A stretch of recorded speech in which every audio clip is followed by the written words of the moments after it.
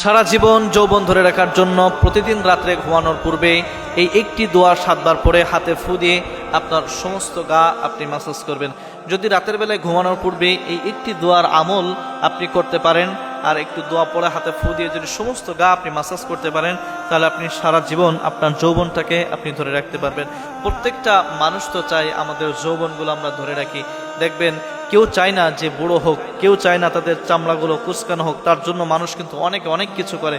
দেখবেন যদি একটু চুলগুলো পেকে যায় তাহলে তারা কলপ করে ফেলে। তার যৌবন কিন্তু তারা ধরে রাখতে চায়, বুড়ো কিন্তু কেউ হতে চায় না।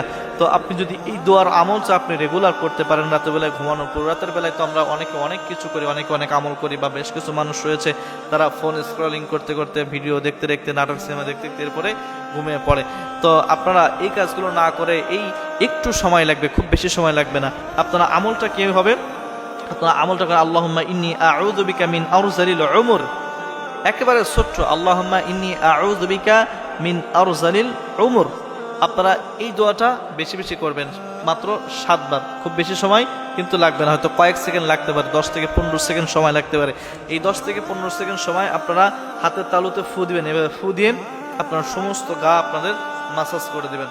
আপনাদের হাত দিয়ে যতটুকু এইভাবে, এরপরে শরীর দিয়ে যতটুকু কোলাই এভাবে আপনারা মাসাজ করে দিবেন। তাহলে দেখবেন যে আল্লাহ তাআলা আপনার যৌবনটাকে অটুট রাখবেন এবং সারা জীবন আপনি এটা ধরে রাখতে পারবেন। প্রত্যেকটা মানুষ তো চায় আমাদের যৌবনগুলো সঠিক থাকুক, যৌবনগুলো আপনার ধরে রাখতে পারি। কেউ তো চায় না এই যৌবনটাকে হারাইতে, কারণ যৌবন চলে গেলেই কিন্তু আনন্দ উল্লাস মানুষের কমে যায়। তাহলে এই আমল আপনারা প্রত্যেক রাতে অবশ্যই করবেন ইনশাআল্লাহ।